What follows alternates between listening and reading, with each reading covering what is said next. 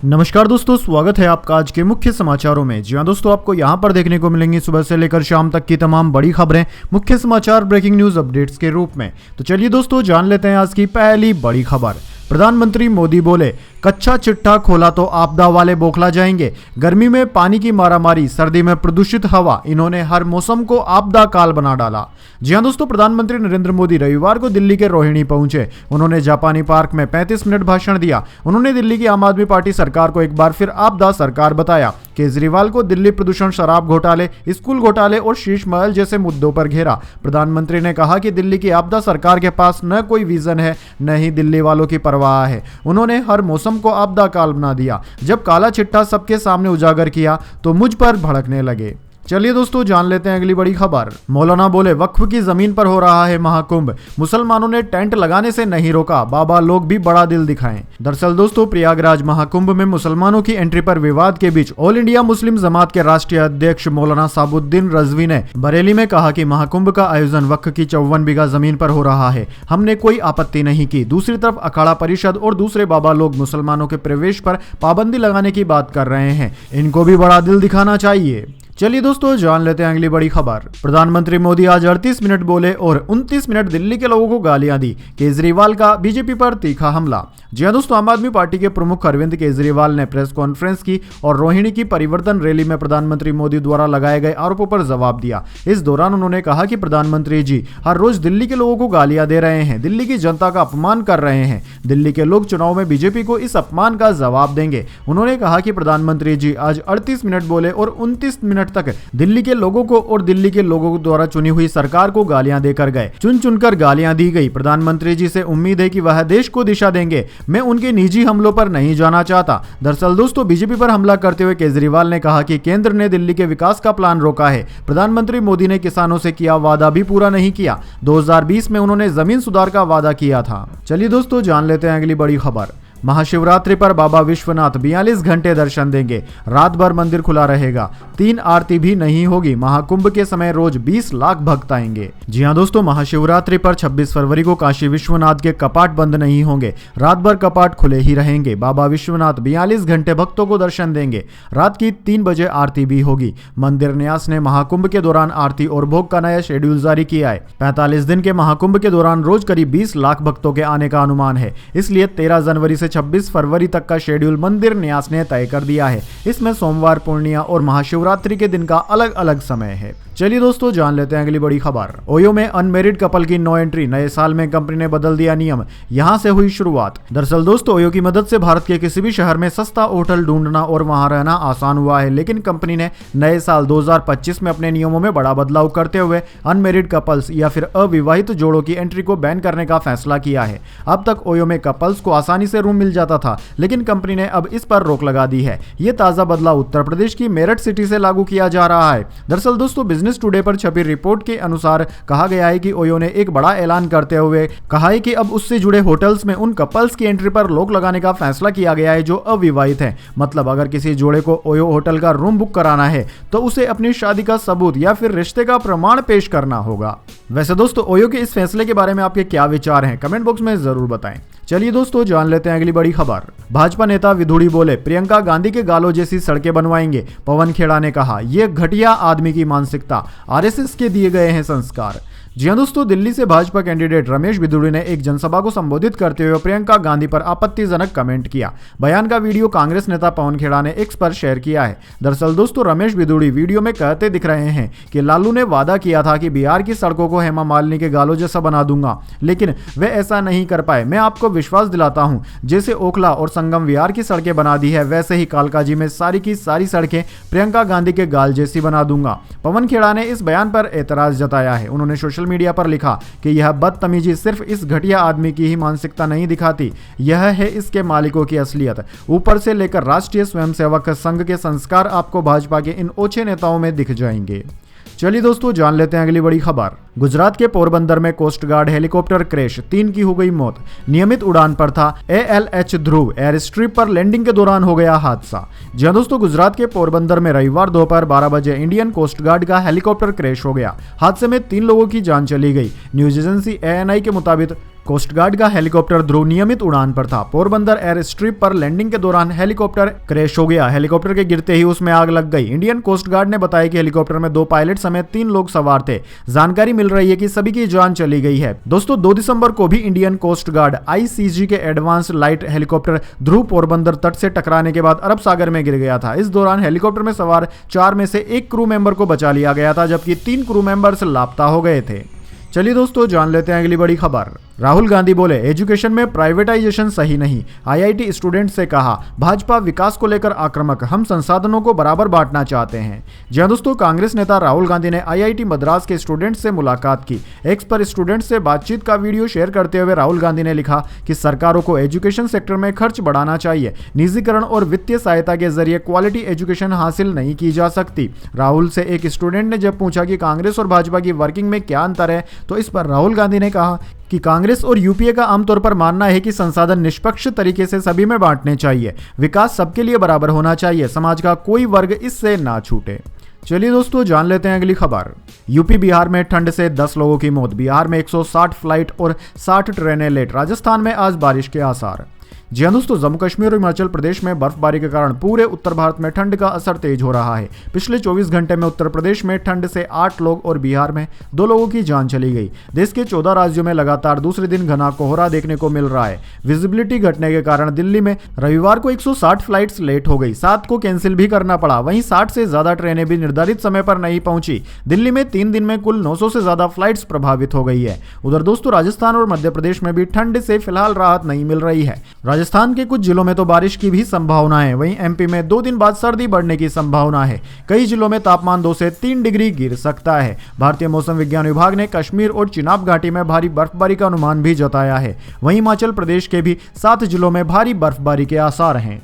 चलिए दोस्तों जान लेते हैं अगली खबर। 2.5 दिन में सिडनी टेस्ट हारा भारत। ऑस्ट्रेलिया ने 6 विकेट से हराया। 10 साल बाद बॉर्डर गावस्कर ट्रॉफी गंवाई। WTC फाइनल की रेस से हो गया बाहर। जी दोस्तों, भारतीय टीम सिडनी टेस्ट में ऑस्ट्रेलिया के खिलाफ 6 विकेट से हार गई है। इस हार के साथ भारतीय टीम को बॉर्डर गावस्कर ट्रॉफी में 3-1 की पराजय झेलनी पड़ी है। ऑस्ट्रेलिया ने भारत को इस सीरीज में 10 साल के बाद हराया है। इससे पहले कंगारू टीम ने 2014-15 के सीजन में MS धोनी की कप्तानी वाली टीम इंडिया से सीरीज जीती थी। रविवार को मुकाबले के तीसरे दिन भारत ने ऑस्ट्रेलिया को 162 रन का टारगेट दिया था, जिसे ऑस्ट्रेलियाई टीम ने दूसरी पारी में 4 विकेट खोकर हासिल कर लिया। दोस्तों ट्रेविस हेड 34 और ब्यू वेबस्टर 39 रन पर नाबाद लौटे। इन दोनों के अलावा उस्मान ख्वाजा ने 41 और सैम कॉन्टांस ने 22 रन बनाए। भारत से प्रसिद्धि कृष्णा ने 3 विकेट झटके। दिन के पहले सेशन में भारतीय टीम दूसरी पारी में 157 रन पर ही ऑल आउट हो गई थी। चलिए दोस्तों जान लेते हैं इसके बाद अगली बड़ी खबर। न्यूजीलैंड ने नौकरी के लिए खोले दरवाजे, नियमों में किए बदलाव, भारतीयों को होगा फायदा। जी हाँ दोस्तों, न्यूजीलैंड ने इमिग्रेशन प्रोसेस को बेहतर करते हुए वीज़ा नियमों में महत्वपूर्ण अपडेट किए हैं। इन अपडेट्स का उद्देश्य कर्मचारियों और नियोक्ताओं यानी कि नौकरी देने वालों के लिए वर्क एक्सपीरियंस क्राइटेरिया, वेतन एडजस्टमेंट और वीज़ा अवधि के समायोजन के साथ इमिग्रेशन प्रोसेस को सरल बनाना है। दरअसल दोस्तों न्यूजीलैंड सरकार ने माइग्रेंट्स के लिए वर्क एक्सपीरियंस के मापदंडों को 3 से घटाकर 2 साल कर दिया है। यह कदम कुशल लेबर्स को न्यूजीलैंड में अधिक आसानी से रोजगार खोजने की अनुमति देगा। नए नियम से न्यूजीलैंड में नौकरी के अवसरों की तलाश करने वाले भारतीय माइग्रेंट्स को मदद मिलेगी। चलिए दोस्तों जान लेते हैं अगली बड़ी खबर। गौतम गंभीर बोले रोहित कोहली तय करे क्रिकेट के लिए क्या बेहतर है। कोच ने टीम के हर खिलाड़ी को घरेलू क्रिकेट खेलने की सलाह दी। जी हां दोस्तों, भारतीय टीम के हेड कोच गौतम गंभीर ने रविवार को रोहित शर्मा और विराट कोहली के भविष्य पर बात की। उन्होंने सिडनी टेस्ट में 6 विकेट से हारने के बाद कहा कि मैं किसी भी खिलाड़ी के भविष्य पर टिप्पणी नहीं कर सकता हूं। यह खिलाड़ियों पर निर्भर करता है, उनमें भूख और कमिटमेंट है। उम्मीद है कि वे भारतीय क्रिकेट को आगे ले जाने के लिए हर संभव प्रयास करेंगे। उनसे यानी कि रोहित शर्मा और विराट कोहली के भविष्य पर सवाल पूछा गया था। दरअसल दोस्तों बॉर्डर गावस्कर ट्रॉफी में रोहित शर्मा और विराट कोहली का प्रदर्शन सबसे खराब रहा था। ऐसे में इन दोनों के भविष्य पर सवाल उठ रहे हैं। एक दिन पहले ही रोहित शर्मा ने स्टार स्पोर्ट्स को दिए इंटरव्यू में कहा था कि वे खेलना चाहते हैं और अभी रिटायरमेंट नहीं ले रहे हैं। चलिए दोस्तों जान लेते हैं अगली बड़ी खबर। देवजीत सेकिया ही BCCI के सेक्रेटरी बनेंगे, नॉमिनेशन फाइनल किया। 12 जनवरी को बोर्ड मीटिंग में निर्विरोध चुने जा सकते हैं। जी दोस्तों, भारतीय क्रिकेट कंट्रोल बोर्ड BCCI के इंटरिम सेक्रेटरी देवजीत सेकिया ही बोर्ड के अगले सेक्रेटरी होंगे। उन्होंने सचिव पद के लिए नॉमिनेशन फाइल कर दिया है। 4 जनवरी को नॉमिनेशन की आखिरी तारीख थी। उनके अलावा किसी और ने नॉमिनेशन फॉर्म नहीं भरा है। वहीं दोस्तों आपको बता दें 12 जनवरी को BCCI में सचिव और कोषाध्यक्ष के पद पर उपचुनाव होंगे। दूसरा कोई उम्मीदवार नहीं नहीं होने के चलते सेकिया ही सचिव पद पर कायम रहेंगे। उन्होंने दिसंबर में जय शाह की जगह संभाली थी, जो अब इंटरनेशनल क्रिकेट काउंसिल यानी कि आईसीसी के चेयरमैन बन गए हैं। चलिए दोस्तों जान लेते हैं अगली बड़ी खबर। जमानत पर आए 9 और ट्रेनी एसआई सस्पेंड हुए। पेपर लीक मामले में बीकानेर रेंज आईजी ने 8 को और अजमेर रेंज आईजी ने 1 ट्रेनी पर कार्रवाई की। जी हां दोस्तों, सब इंस्पेक्टर 2021 पेपर लीक मामले में गिरफ्तार हो चुके 9 और ट्रेनी एसआई सस्पेंड कर दिए गए हैं। एसओजी की ओर से गिरफ्तार 45 ट्रेनी एसआई में से अब तक 20 सस्पेंड किए जा चुके हैं। इससे पहले शुक्रवार को 11 एसआई को सस्पेंड किया गया था। दरअसल दोस्तों रविवार को बीकानेर रेंज आईजी ओम प्रकाश ने 8 ट्रेनी एसआई को सस्पेंड कर दिया है। इसके अलावा अजमेर रेंज आईजी ने भी 1 ट्रेनी एसआई को सस्पेंड किया है। चलिए दोस्तों जान लेते हैं अगली बड़ी खबर। आम आदमी पार्टी ने पूछा, भाजपा वालों तुम्हारा दूल्हा कहां है? बिन दूल्हे के घोड़े का वीडियो शेयर किया। भाजपा ने दिया जवाब, कहा आपदा जाएगी हम आएंगे। जी हां दोस्तों, दिल्ली में विधानसभा चुनाव से पहले आम आदमी पार्टी ने भाजपा के सीएम फेस को लेकर एक्स पर एक वीडियो शेयर किया। इस वीडियो में एक बारात के एक घोड़े को दिखाया गया है। इस घोड़े पर कोई बैठा हुआ नहीं है। वीडियो में आम आदमी पार्टी ने पूछा कि ये बिना दूल्हे का घोड़ा किसका है? बीजेपी का है क्या? अरे बीजेपी वालों अपने दूल्हे का नाम तो बताओ। उधर दोस्तों भाजपा ने इस वीडियो का जवाब पोस्टर जारी करके दिया है। भाजपा ने एक्स पर जारी किए पोस्टर में लिखा कि आपदा जाएगी भाजपा आएगी। भाजपा का यह 5 दिन में 5वां पोस्टर है। चलिए दोस्तों जान लेते हैं अगली बड़ी खबर। एलन बॉर्डर ने ऑस्ट्रेलिया को ट्रॉफी दी, गावस्कर को नहीं बुलाया। लिटिल मास्टर भड़के तो क्रिकेट ऑस्ट्रेलिया ने गलती मानी। एलन बॉर्डर और सुनील गावस्कर के नाम पर है बॉर्डर गावस्कर ट्रॉफी। जी हां दोस्तों, बीजीटी के प्राइज डिस्ट्रीब्यूशन में पूर्व भारतीय ओपनर सुनील गावस्कर को नहीं बुलाए जाने पर विवाद हो गया। हालांकि क्रिकेट ऑस्ट्रेलिया ने विवाद बढ़ता देख अपनी गलती मान ली है। मेजबान बोर्ड ने रविवार को जारी एक स्टेटमेंट में कहा कि सुनील गावस्कर को पता था कि अगर भारतीय टीम सिडनी टेस्ट जीत जाती है तो ट्रॉफी अपने पास बरकरार रखती तो वे भारतीय कप्तान जसप्रीत बुमराह को पुरस्कार प्रदान करते। हम मानते हैं कि अगर एलन बॉर्डर और सुनील गावस्कर दोनों मंच पर होते तो यह बेहतर होता। चलिए दोस्तों जान लेते हैं इसके बाद अगली बड़ी खबर। मालदीव ने वाशिंगटन पोस्ट की रिपोर्ट को झूठा बताया। इसमें दावा, मोदी सरकार ने मुइज्जो का तख्ता पलट करने की कोशिश की। जी हां दोस्तों, मालदीव ने वाशिंगटन पोस्ट की रिपोर्ट को झूठा करार दिया है। दरअसल दोस्तों भारत के दौरे पर आए मालदीव के विदेश मंत्री अब्दुल्ला खलील ने शनिवार को एक न्यूज चैनल से इंटरव्यू में कहा कि कुछ लोग दोनों देशों के रिश्तों में दरार डालना चाहते हैं। हमने वो खबर देखी है, हमें नहीं पता कि उन्हें यह जानकारी कहां से मिली है। चलिए दोस्तों जान लेते हैं अगली बड़ी खबर। जॉर्ज सोरास को मिला अमेरिका का सर्वोच्च नागरिक सम्मान। राष्ट्रपति बाइडेन ने सोरास के बेटे को सौंपा फ्रीडम मेडल। मस्क बोले यह हास्यास्पद। जी हां दोस्तों, विवादित अमेरिकी बिजनेसमैन जॉर्ज सोरास समेत 18 लोगों को राष्ट्रपति जो बाइडेन ने शनिवार को सर्वोच्च अमेरिकी नागरिक सम्मान प्रेसिडेंशियल मेडल ऑफ फ्रीडम दिया है। जॉर्ज सोरास की जगह उनके बेटे एलेक्स सोरास मेडल लेने पहुंचे। सोरास को फ्रीडम मेडल मिलने पर टेस्ला के मालिक एलन मस्क ने भी प्रतिक्रिया दी। मस्क ने मेडल देने के फैसले को हास्यास्पद बताया। दूसरी तरफ सोरास को मेडल देने के फैसले पर व्हाइट हाउस ने कहा है कि इस लिस्ट में सोरास का नाम जोड़ने को लेकर व्हाइट हाउस ने बयान भी दिया है।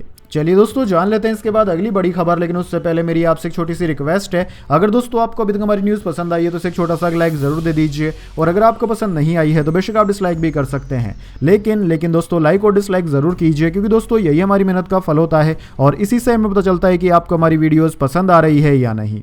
तो चलिए दोस्तों जान लेते हैं अगली बड़ी खबर। प्रियंका गांधी को लेकर विवादित बयान पर रमेश बिदुड़ी ने माफी मांगी। बोले मकसद अपमान करना नहीं था। जी हां दोस्तों, कांग्रेस सांसद प्रियंका गांधी को लेकर दिए गए विवादित बयान को लेकर बीजेपी नेता और पूर्व सांसद रमेश बिदुड़ी ने माफी मांग ली। उन्होंने कहा कि उनका मकसद किसी को अपमानित करना नहीं था।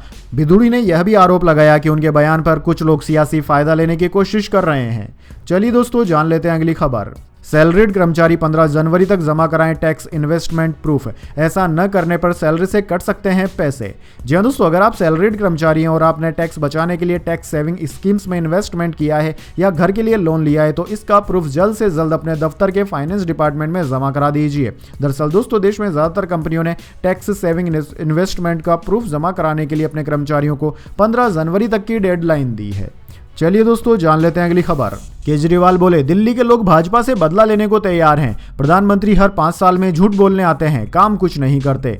जी हां दोस्तों, दिल्ली के मुख्यमंत्री अरविंद केजरीवाल और आम आदमी पार्टी संयोजक ने रविवार को कहा कि दिल्ली की जनता भाजपा और केंद्र सरकार से नाराज है। जनता भाजपा से बदला लेने को तैयार बैठी है। केजरीवाल ने कहा कि प्रधानमंत्री रोज दिल्ली के लोगों को गालियां दे रहे हैं, दिल्ली की जनता का अपमान कर रहे हैं। दिल्ली के लोग चुनाव में बीजेपी को इस अपमान का जवाब देंगे। लोगों की शिकायत है कि प्रधानमंत्री हर 5 साल में झूठ बोलने आते हैं, ये झूठे वादे करते हैं लेकिन काम कुछ नहीं करते। चलिए दोस्तों जान लेते हैं अगली खबर। मोस्ट वांटेड आतंकी की मौत की सजा हुई माफ, कई की फाइल लाइन में, आईएसआई को खुश करने में जुटे हैं मोहम्मद यूनुस। जी हां दोस्तों, पाकिस्तान की खुफिया एजेंसी और आतंकी संगठनों को खुश करने के लिए बांग्लादेश सरकार ने मौत की सजा पाए आतंकवादियों और मोस्ट वांटेड आतंकवादियों की लिस्ट से कई नाम हटा दिए हैं। इनमें आतंकवादी संगठन जमात उल मुजाहिदीन के मोस्ट वांटेड आतंकवादी मेजर जिया का नाम भी शामिल है। अमेरिकी सरकार ने भी आतंकवादी मेजर जिया पर इनाम घोषित किया था। इससे साफ है कि बांग्लादेश की मौजूदा यूनुस सरकार पूरी तरह से पाकिस्तान की खुफिया एजेंसी आईएसआई और आतंकवादी संगठनों को खुश करने में जुट गई है। चलिए दोस्तों जान लेते हैं अगली खबर। सरकार बोली एचएमपीवी इस मौसम में सामान्य वायरस है, सांस से जुड़ी बीमारियों में किसी भी बढ़त से निपटने को तैयार है। चीन के हालात पर भी कड़ी नजर रख रहे हैं। जी दोस्तों, चीन में कोविड जैसे वायरस ह्यूमन मेटान्यूमो वायरस एचएमपीवी के बढ़ते मामलों के बीच भारत सरकार ने शनिवार को ज्वाइंट मॉनिटरिंग ग्रुप की बैठक की। बैठक के बाद सरकार ग्रुप ने कहा कि फ्लू के मौसम को देखते हुए चीन की स्थिति असामान्य नहीं है। केंद्र सरकार ने एक बयान में कहा कि देश सांस से जुड़ी बीमारियों के मामले में किसी भी बढ़त से निपटने के लिए पूरी तरह तैयार है। चीन में फ्लू के बढ़ते मामलों की वजह आरएसवी और एचएमपीवी इस मौसम में होने वाले सामान्य इन्फ्लुएंजा के सामान्य वायरस हैं। सरकार स्थिति पर कड़ी नजर रख रही है। साथ ही डब्ल्यूएचओ से चीन की स्थिति के बारे में समय समय पर अपडेट देने को भी कहा गया है।